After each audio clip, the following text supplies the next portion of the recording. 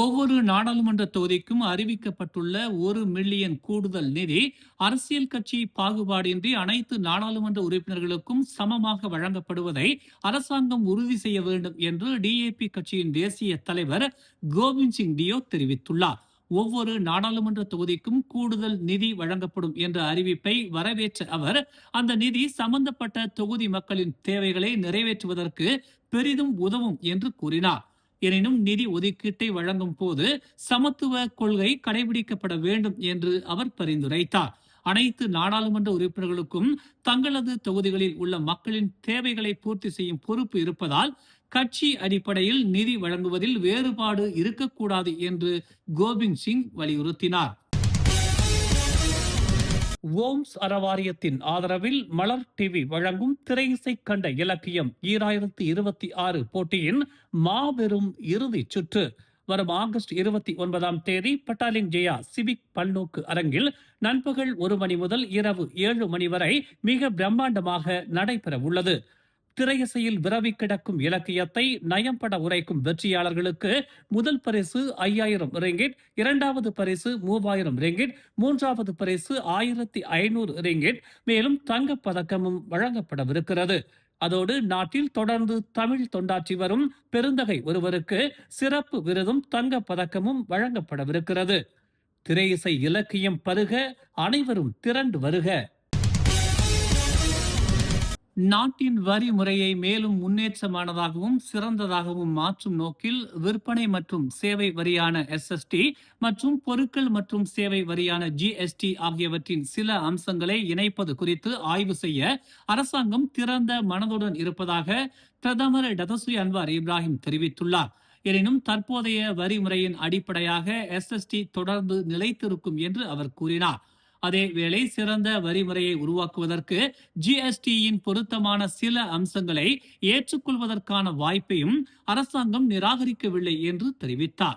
GST குறித்து மட்டும் பேசுவது தொடர்பில் தமக்கு சில கவலைகள் இருப்பதாக அன்வார் சுட்டிக்காட்டினார்.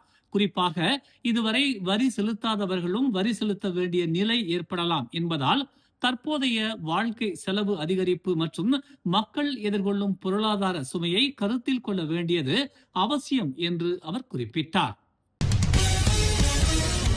2026ஆம் ஆண்டுக்கான எஸ்பிஎம் தேர்வில் நாடு முழுவதும் 4,20,879 மாணவர்கள் பங்கேற்க உள்ளனர்.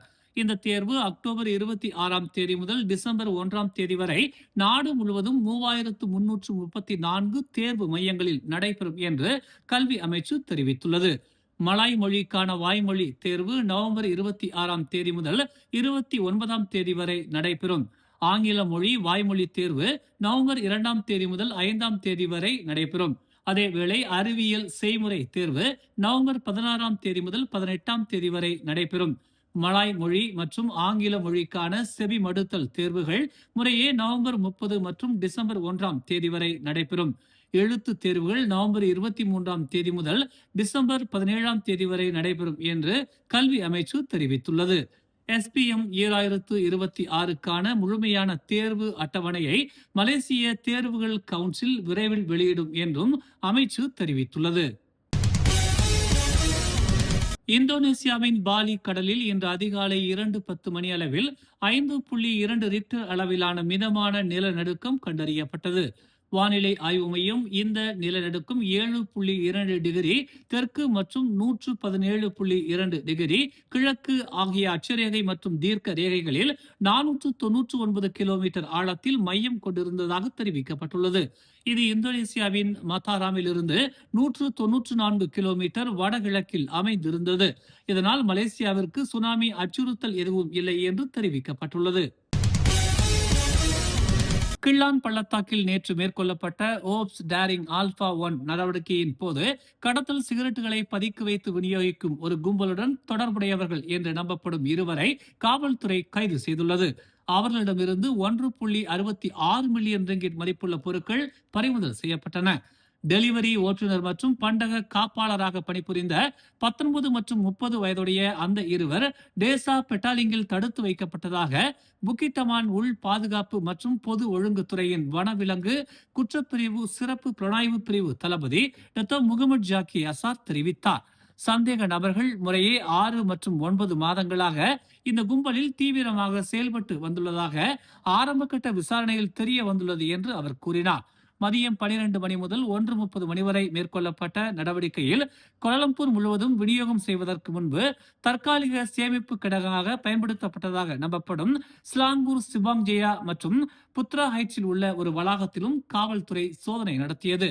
மொத்தமாக சுங்க வரி செலுத்தப்படாதவை என சந்தேகிக்கப்படும் பல்வேறு பிராண்டுகளின் 2115 அட்டைப்பட்டி சிகரெட்டுகளையும் சட்டவிரோத நடவடிக்கைகளுடன் தொடர்புடையதாக நம்பப்படும் 2 வாகனங்கள் மற்றும் 5 கைபேசிகளையும் பறிமுதல் செய்துள்ளதாக அவர் நேற்று ஒரு அறிக்கையில் தெரிவித்தார்.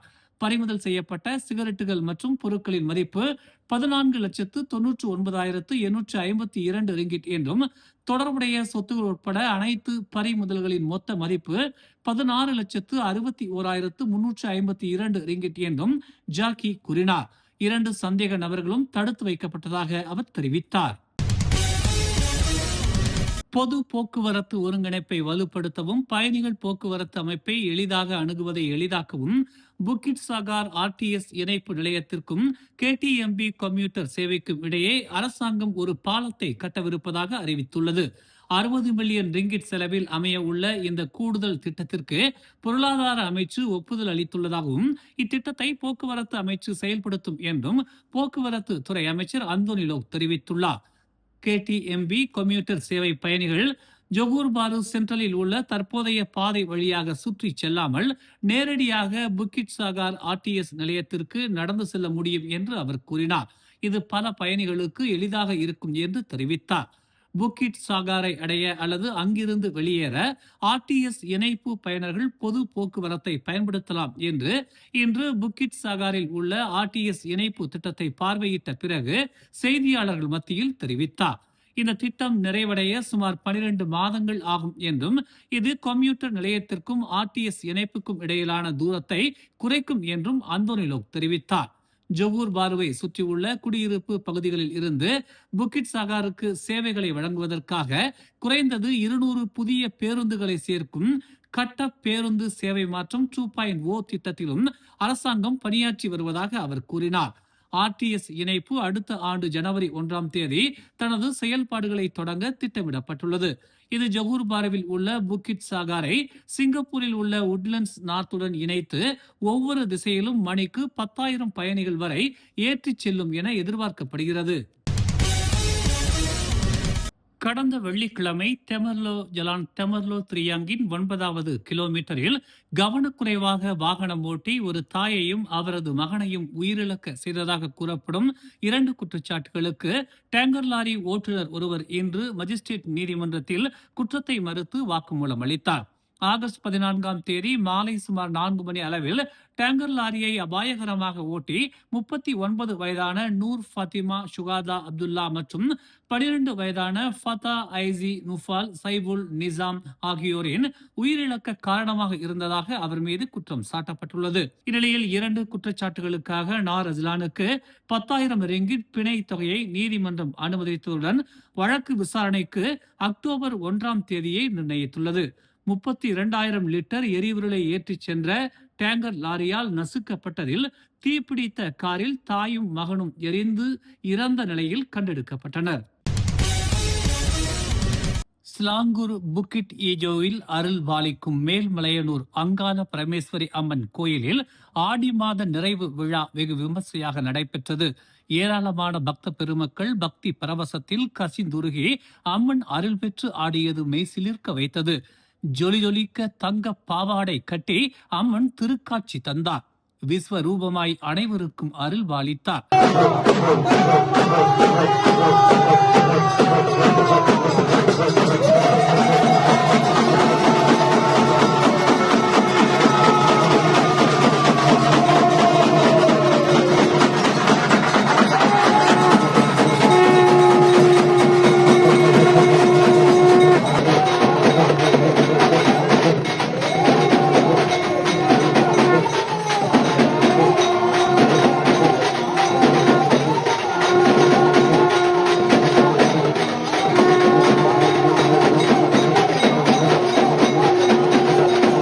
தீச்சட்டி ஏந்தி பால்குடம் எடுத்து பக்த பெருமக்கள் தங்கள் நேர்த்திக் கடனை செலுத்தினர்.